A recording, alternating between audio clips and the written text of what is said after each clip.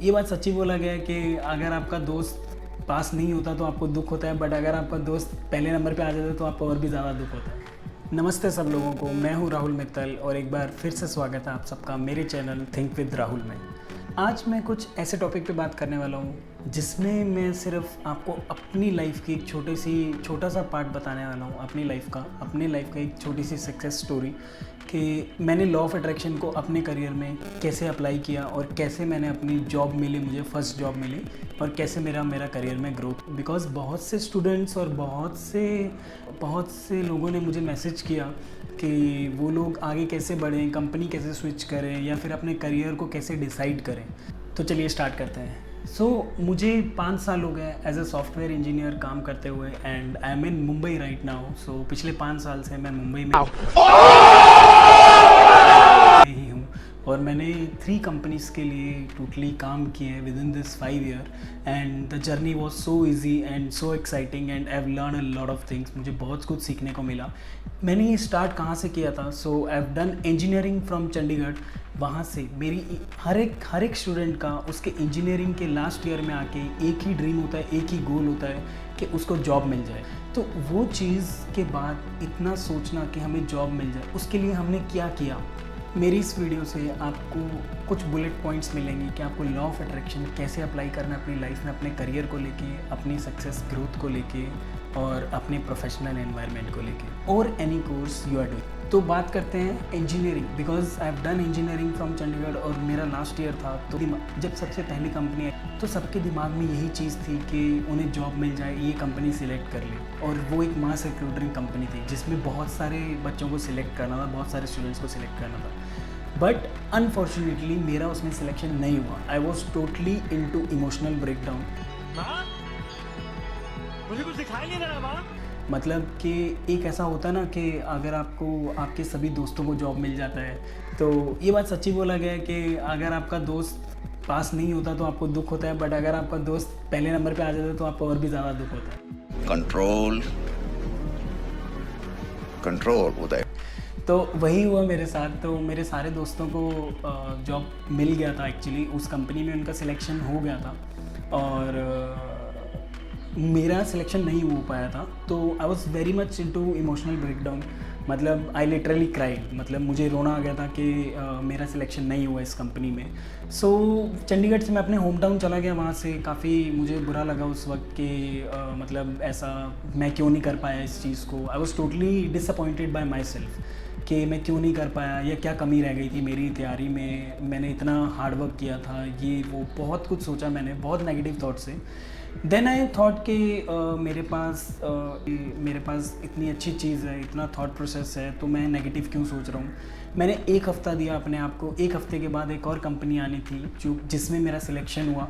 But वो 1 हफ़्ते का जो पीरियड था उसमें I have given my 500% of to law of attraction apply करने में। मैंने सोचा, मैंने हर जगह वो अप्लाई किया। घर जाने के बाद जब मैं 2 दिन के बाद वापस आया तो मेरे पास 5 दिन का टाइम था उस कंपनी का एग्ज़ाम देने के लिए, इंटरव्यू देने के लिए and then group discussion and personal interviews. Yes, उन 5 दिनों में मैंने अपना लॉ ऑफ अट्रैक्शन किस तरह से लगाया वो अभी हम बात करते हैं। सबसे पहली चीज़ मैंने क्या की, मैंने ये भरोसा दिलवाया अपने आप को कि ये बहुत ईजी है, सिलेक्शन बहुत ईजी है कंपनी में। असली काम स्टार्ट होता है जब हम कंपनी के अंदर चले जाते हैं। यस, तो वही 5 दिन मैंने अपने आप को भरोसा दिलाया कि ये सिलेक्शन हो जाएगा, it is very easy.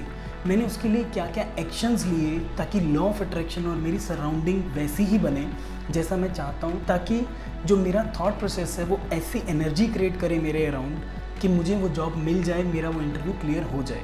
Yes, सबसे पहली चीज़ मैंने क्या करी, मैंने अपनी एक वॉल पे स्टिकी नोट्स को लगाना स्टार्ट किया और उनके ऊपर लिखना स्टार्ट किया कि I have already got this job, कि मुझे वो जॉब ऑलरेडी मिल गया है। और मैंने उस कंपनी का नाम लिखा, मैंने डेट ऑफ ज्वाइनिंग लिखा, मैंने हर वो चीज़ लिखी जो वो कंपनी प्रोवाइड कर रही थी। बिकॉज हमें वो इन्फॉर्मेशन प्रायर दी जाती है कि उस कंपनी का क्या पैकेज होगा और आपकी ज्वाइनिंग कब आ सकती है। मैंने वो एक बहुत प्रिसाइज करके उन स्टिकी नोट्स पे लिखा। जब भी मैं रोज़ सुबह उठता था मैं उन्हीं स्टिकी नोट्स को देखता था और वो वॉल पूरी स्टिकी नोट से भर गई थी, जो कि बहुत अच्छी चीज़ थी, बहुत मोटिवेटिंग लगता था सुबह उठ के आपके गोल को देखना, अपने ड्रीम को देखना कि आपको एक जॉब मिलने वाली है। येस, ये थी फर्स्ट थिंग। सेकंड थिंग की अगर हम बात करें तो मैंने अपने आप को मिरर में फॉर्मल्स पहनते हुए अपने आप को इमेजिन किया कि मैं कैसे उस कंपनी में बन के जाऊँगा, क्या कपड़े पहनूँगा, लाइफ कैसी होगी, ये सब चीज़ें इमेजिन करना और वो चीज़ की एक्साइटमेंट आना बहुत बड़ी बात होती है। लाइक जब आप एक्चुअल में फील करोगे कि आपकी लाइफ कितनी अच्छी होने वाली है, आपके गोल को कंप्लीट करके, अपनी ड्रीम को कंप्लीट करके, वो चीज़ बहुत मैटर करती है। जैसे आपने इमेजिन कर लिया, so it's not one time thing. आप इमेजिन करो। मैं कॉलेज जाने से पहले अपने आप को वो स्टेट में इमेजिन करता था, कॉलेज से आने के बाद अपने आप को वो स्टेट में इमेजिन करता था, और वो चीज़ मुझे बहुत खुशी देती थी कि अपने आप को देख के कि मैं इस कंपनी में सिलेक्ट हो गया हूँ और मेरी लाइफ इतनी अच्छी है। मैं एक बड़े शहर में रह रहा हूँ और एक अच्छा इन्वायरमेंट में रह रहा हूँ, मेरे काफ़ी अच्छे कलीग्स हैं। ये सब चीज़ें मैं इमेजिन करता था। विदिन 5 डेज़, 5 दिन के अंदर अंदर जब वो कंपनी आई, ये थे मेरे 2 स्टेप्स जो मैंने फॉलो किए। तब तक, जब तक मैं इतना अवेयर भी नहीं था कि लॉ ऑफ अट्रैक्शन मेरे लिए इतना जल्दी काम करेगा।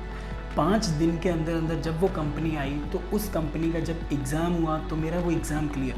तीसरा स्टेप होता है जब आपको वो साइंस रीड करने आने चाहिए कि यूनिवर्स आपको साइन दे रहा है, यस ये चीज़ आप ही के लिए बनी है, यस ये चीज़ आप ही के लिए बनी है, ये जॉब आप ही के लिए बनी है, इस जॉब में आपका सिलेक्शन पक्का है, ये घर आपको ही मिलेगा, ये गाड़ी आपको ही मिलेगी। वही चीज़ को मैंने ध्यान में रखते हुए, मेरा जब एग्ज़ाम का रिज़ल्ट आया तो मुझे कुछ होप नहीं था, बट मेरे दिमाग में सिर्फ ये चल रहा था कि मुझे ये जॉब मिल गई है, दैट्स इट। मैंने उस चीज़ को ध्यान में रखते हुए जब मेरा रिज़ल्ट आया तो मैंने देखा I clear the exam, I was very happy. और तब मैंने सोचा कि यूनिवर्स का ये पहला साइन है कि मुझे ये जॉब मिल गई है। सेकेंड राउंड वॉज मेरा ग्रुप डिस्कशन, जहाँ पे 5 लोग खड़े हैं और हम सबको एक ही टॉपिक पे बोल रहे हैं। वो राउंड बहुत ही टफ होता है, जहाँ पे तुम्हें पता नहीं कि तुम ऑड वन आउट कैसे निकल के आओगे, बुरे में या अच्छे में। बट मैंने यूनिवर्स का वो साइन रीड किया। जब मुझे बुलाया गया, मेरा फर्स्ट राउंड और फर्स्ट बैच था, मुझे लगा कि ये भी एक साइन है यूनिवर्स की तरफ से कि तेरा प्रोसेस जल्दी होगा। यस, वो राउंड भी मैंने क्रैक किया। और जब फाइनल राउंड आया, पर्सनल इंटरव्यू राउंड, जब एक मेरा 1-on-1 face to face interview था, टेक्निकल राउंड, तो जिस रूम में मुझे भेजा जाना था मैं उस रूम में नहीं गया। एक कोऑर्डिनेटर ने मुझे दूसरे रूम में दूसरे इंटरव्यू के साथ भेजा। ये भी मैंने एक साइन की तरह रीड किया कि यूनिवर्स मुझे ये बोल रहा है कि you are suppose to give interview with this person, कि मुझे इसी इंसान के साथ इंटरव्यू देना है, इसी इंसान के सामने इंटरव्यू देना है और तभी तेरा क्लियर होगा। दैट इज़ वाई उस कोऑर्डिनेटर को वही हुआ कि सर्कमस्टांसेस चेंज हुए और मैं उसी तरफ गया जहाँ पे मेरा सिलेक्शन होना था। यस, मैंने इंटरव्यू दिया और उस इंटरव्यू को, वो इंटरव्यू टोटली मेरे अकॉर्डिंग चला, ना कि इंटरव्यू लेने वाले के अकॉर्डिंग। बिकॉज मैंने उसको दिखाया कि मैं कितना ऑप्टिमिस्टिक इंसान हूँ जो कि उसकी कंपनी को हेल्प कर सकता है आगे बढ़ने में, उस कंपनी की ग्रोथ में। यस, तो मैंने जैसे ही वो इंटरव्यू दे के आया, मैंने ऑलमोस्ट 10 से 12 घंटे, हमारे पूरे बैच ने 10 से 12 घंटे तक उस राउंड के रिज़ल्ट का वेट किया। और जब उस राउंड के रिज़ल्ट का वेट आया तो उन्होंने अल्फ़ाबेटिकली स्टूडेंट्स के नाम बताए जिन्होंने वो इंटरव्यू क्रैक कर दिया और जिनको ऑफ़र मिलने वाला है। तो जब मेरा नाम आया तो आई वॉज़ वेरी हैप्पी और मैंने जंप किया अपने कॉलेज के पूरे क्राउड के अंदर से, मैंने जंप किया that I got this job. I was very happy. और वो सब चीज़ें जिस लाइनअप में हुई वो बहुत